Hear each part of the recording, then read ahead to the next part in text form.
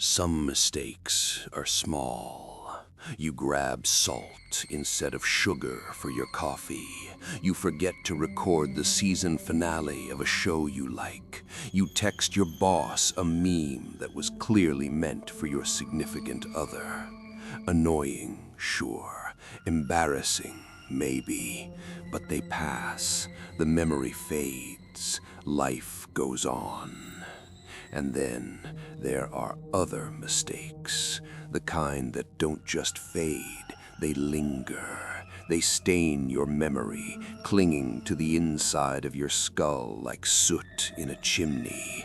They change you.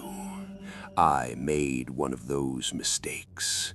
I thought watching what is widely considered the #1 worst-rated horror film of all time would be funny. I thought it would be a fun little experiment, a quirky video idea. Look at me, I'd say, braving the absolute bottom of the cinematic barrel for your entertainment. I was wrong. I was so wrong. It wasn't funny. It was a mistake. A huge 70-minute mistake that I will regret for the rest of my life. This isn't just a movie review. This is a survivor's testimony. This is the story of my descent into the madness of a zero-budget nightmare featuring a creepy satyr man, a plot that makes absolutely no sense, and a level of filmmaking incompetence that feels less like an accident and more like a deliberate act of psychological warfare. This is Manos, the hands of fate. I want you to imagine for a moment the worst movie you've ever seen. Got it? Now, imagine that movie was filmed by someone who had only ever heard the word movie described to them over a bad phone connection. Imagine it was edited by someone who actively hated the audience. Imagine it was scored by a jazz trio who wandered into the wrong studio and just decided to go with it. Now, multiply that feeling of dread and confusion by 1,000. You are now approaching the astral plane of awful that this film occupies. To give you a taste, a small appetizer of the banquet of suffering that awaits, here is a brief 3-second montage of what I endured. A shot of a man with terrifyingly large knees, walking as if his legs are filled with wet sand. An awkward, flailing fight between two women in nightgowns. A close-up on a man with a mustache so sinister it deserves its own credit. This is the abyss, and I voluntarily stared into it. So get comfortable. We're going on the road trip from hell, and I'm your deeply traumatized guide. Before we can truly appreciate the psychological damage this film inflicts, you need to understand where it came from.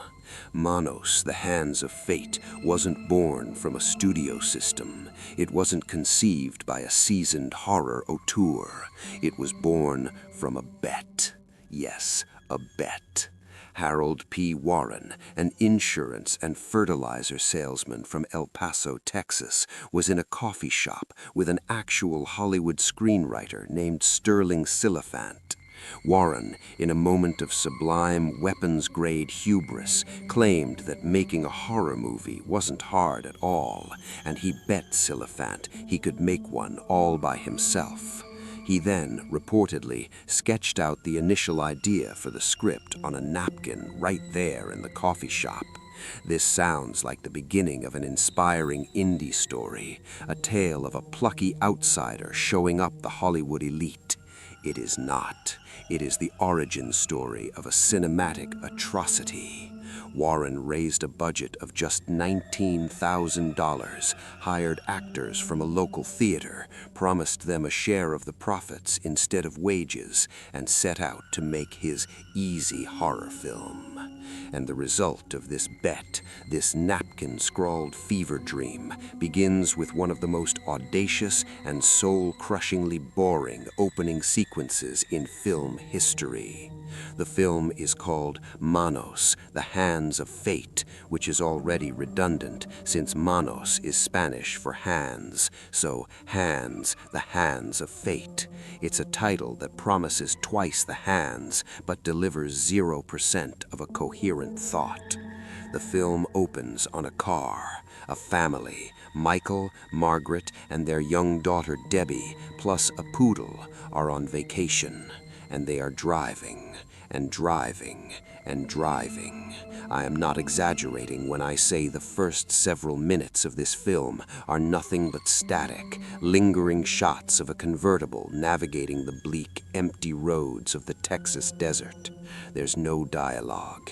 There is only the car, the road, and a jaunty, upbeat, and utterly inappropriate jazz score that seems to be mocking your very existence. It's a light, breezy tune you'd expect to hear in a romantic comedy.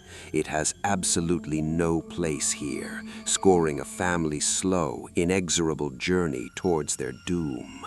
This isn't just a few establishing shots, it feels like an eternity. It's a filmmaking choice so baffling, so profoundly misguided, that it feels less like an accident and more like a deliberate act of psychological warfare. This opening is a masterclass in how to break an audience's spirit. You start to question everything. Why am I watching this? Is this the whole movie? Did I accidentally put on someone's vacation footage? The pacing is glacial. The camera lingers on the back of their heads, on the empty road, on the poodle in the back seat. The poodle, by the way, gives the most natural and compelling performance in this entire opening sequence. You start to feel the same sense of being lost and trapped as the family on screen, not through clever cinematic language, but through sheer punishing monotony. The regret was already setting in. I was maybe 5 minutes in, and I was already looking at the clock, my soul groaning under the weight of this pointless, endless driving. After what feels like several business days of driving, Michael, the father, played with the kind of stiff, unwarranted confidence only a fertilizer salesman directing himself can muster, finally pulls off the road. They are lost, searching for a hotel called the Valley Lodge. They pull up to a dilapidated, creepy-looking house, and it is here, my friends, that we meet him.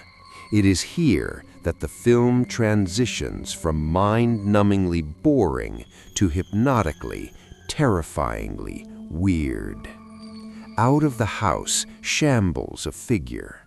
He moves with a strange, lurching gait, his knees seeming to bend in ways that defy human anatomy. He wears a tattered tunic and a wide-brimmed hat.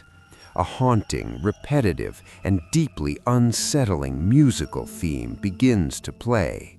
It's just a few simple notes, but it will be seared into my brain until my dying day. This is Torgo.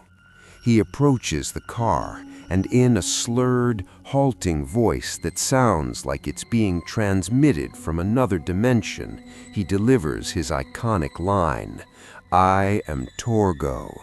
I take care of the place while the master is away." Let's just pause here and really unpack Torgo, because he is the pulsating, rotten heart of this entire experience. Torgo, as played by actor John Reynolds, is supposed to be a satyr, half man, half goat. The strange, swollen knees and bizarre walk are because Reynolds was wearing a homemade prosthetic rigging under his pants to simulate goat legs. While legend says he wore it backwards, causing him immense pain, others claim it was worn correctly, but just deeply uncomfortable. Either way, the effect is unforgettable. He moves like a man whose skeleton is merely a suggestion. But it's more than just the walk, it's the performance. Reynolds delivers his lines with a bizarre, dreamlike cadence. He seems to be perpetually on the verge of collapsing. It is an unsettling, almost tragic performance, made all the more so when you learn the real story. John Reynolds was reportedly using LSD during filming, which might account for his detached demeanor. In a truly tragic turn, he took his own life with a shotgun just 1 month before the film premiered. Knowing this casts a dark, deeply sad shadow over his performance. You're not just watching a bad actor, you're watching a troubled young man who would be gone before anyone ever saw his bizarre, singular contribution to cinema.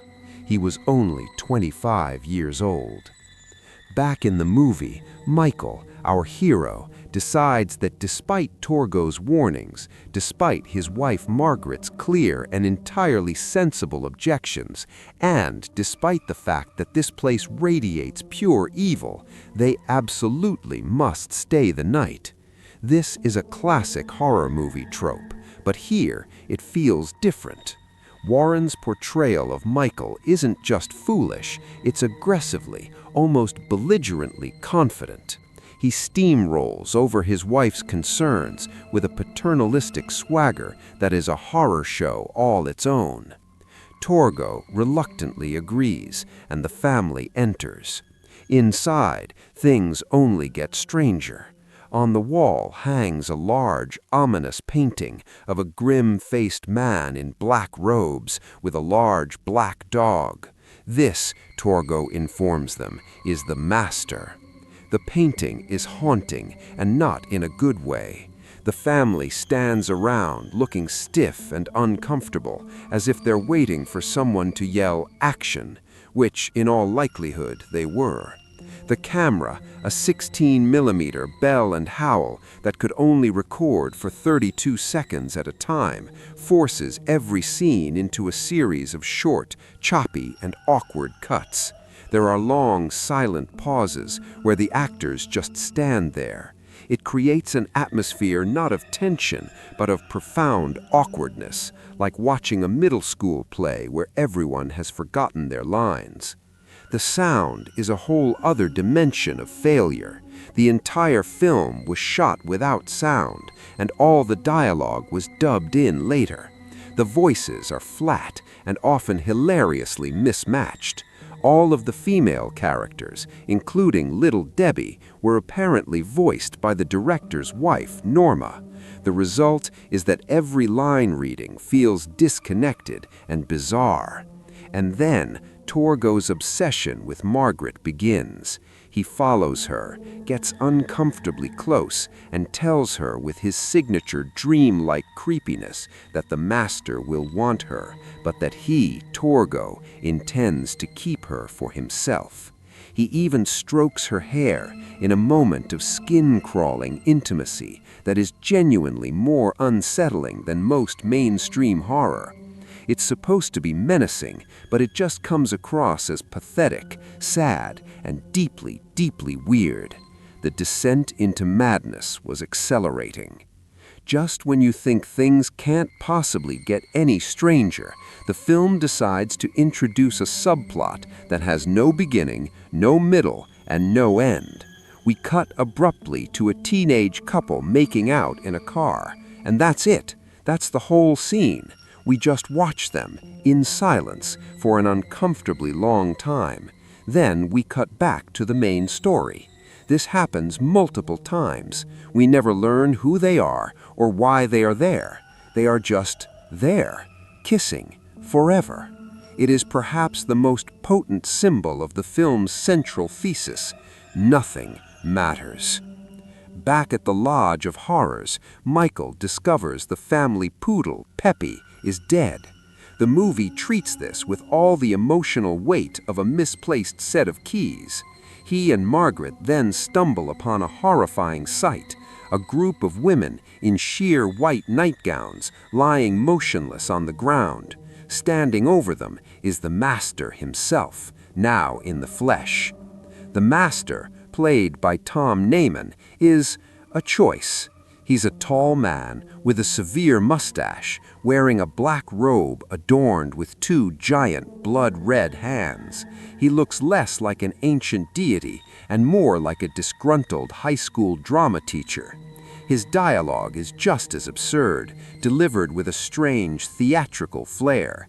He speaks of the great and powerful Manos, the deity to whom he sacrifices people.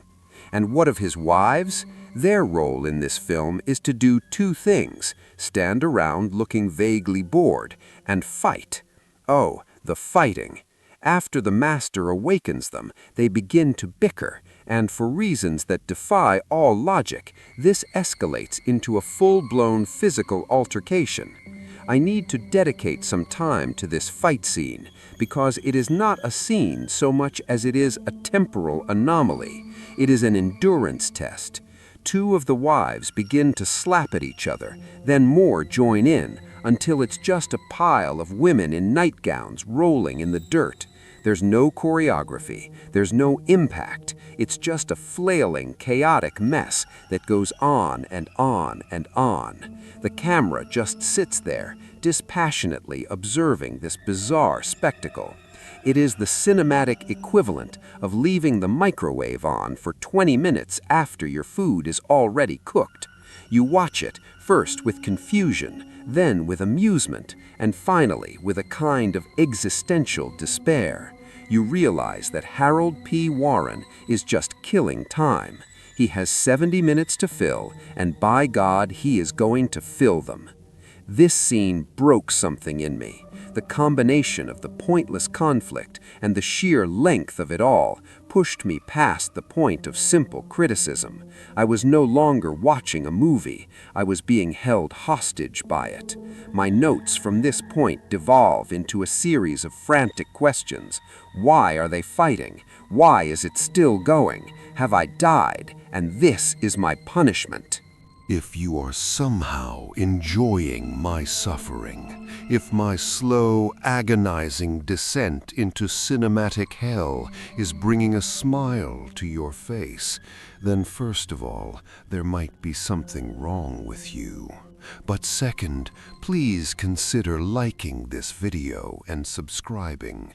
It won't undo the damage Manos has done to my psyche, but it will let me know I didn't endure this torment in vain. Now, back to the nightmare. After what feels like a geological epoch, the master breaks up the fight. Michael, meanwhile, who had been knocked out by Torgo, wakes up, unties himself with comical ease, and the family makes a run for it. What follows is an escape sequence with all the tension of a leisurely stroll. The film's use of day-for-night shooting is legendarily bad. Many of the night scenes are very clearly filmed in broad daylight. They encounter a rattlesnake, and Michael shoots it. The gunshot alerts two nearby sheriff's deputies, who decide it's probably just teenagers and do absolutely nothing. This might be the single most realistic moment in the entire film. The family, exhausted, gives up. Margaret says she can't go on, and here Michael makes the single most idiotic, brain-dead, nonsensical decision in the history of horror. He says they should go back to the house. His reasoning? They'd never think of looking for us there. Let me repeat that. Their plan to escape from the murderous cult leader's house is to go back to the murderous cult leader's house. It's a moment of such profound stupidity that it loops all the way around to being a form of twisted genius. No sane person would ever write this. No rational character would ever do this. It's a decision that can only exist in the logic-free vacuum of Manos, the hands of fate. At this point, you just give up. You surrender. You let the madness wash over you. Of course, when they return, the master is waiting. Michael, in a final, futile act of defiance, fires several shots directly into the master's face at point-blank range. The shots have no effect whatsoever. The master just stands there, laughing. It's supposed to be terrifying, but like everything else in this movie, the execution is so clumsy that it generates not fear, but a weary, hollow laugh. And then the ending, the final nail in my sanity's coffin. We cut to some time later. A new car of lost travelers pulls up, and who should greet them but Michael? He is dressed in Torgo's old clothes. "I am Michael," he says. "I take care of the place while the master is away." Inside, we see that Margaret and little Debbie have become two of the master's wives, their faces blank and empty. The cycle has begun anew. The screen goes dark. The jaunty jazz music kicks back in. It's over. I sat there in the silence, the ghost of that terrible jazz flute still echoing in my ears. I didn't feel relieved. I felt empty, violated. I had spent 70 minutes in a world completely divorced from logic, competence, or reason. It wasn't "so bad it's good." That's a term for movies with a certain charming ineptitude, a misplaced passion you can laugh along with. Films like Plan 9 from Outer Space or The Room. They are lovable failures. Manos, The Hands of Fate, is not lovable. It is a cinematic abyss. It is a chore. Its legendary badness wasn't truly unlocked until it was featured on Mystery Science Theater 3000, because the film is almost unwatchable without a running commentary to distract you from the pain. Watching it alone, straight, is an act of self-flagellation. Every single choice is the wrong one. The script, scrawled on a napkin, feels like it never was expanded upon. The acting is wooden or bizarrely over the top. The editing is non-existent. The sound is an atrocity. The music is a constant, baffling counterpoint to everything happening on screen. It is a film made by a fertilizer salesman who believed making a horror movie was easy, and the result is a perfect feature-length argument to the contrary.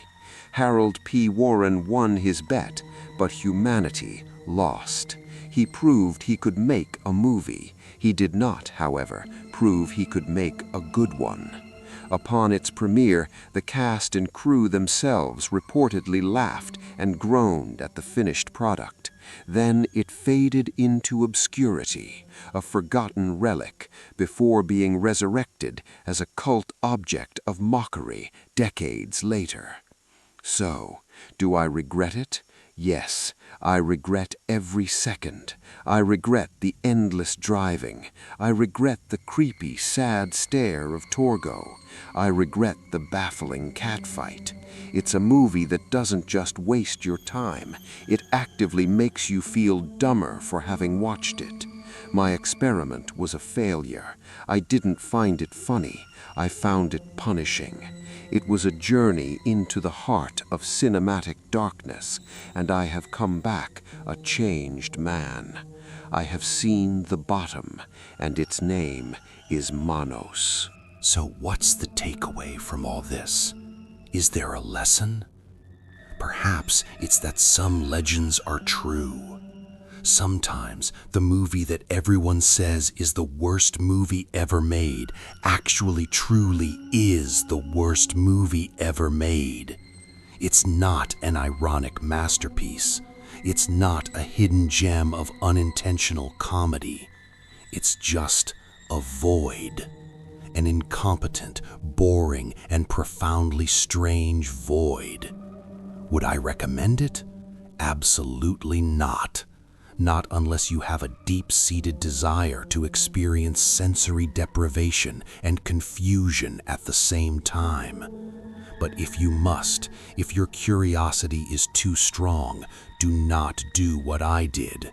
Do not watch it alone. Watch it with the Mystery Science Theater 3000 commentary. Let the professionals guide you through the pain. They provide the life raft you will so desperately need. My journey is over. The regret is permanent. I hope this video serves as a warning. Some cinematic mountains are not meant to be climbed. Thank you for watching me relive my trauma. If you want to see more explorations into the good, the bad, and the truly bizarre corners of film, make sure to like and subscribe. And please, in the comments below, tell me what you think is the worst movie ever made. I need to know what to avoid for the rest of my now scarred for life existence. And for the love of all that is holy, do not watch Manos, the Hands of Fate.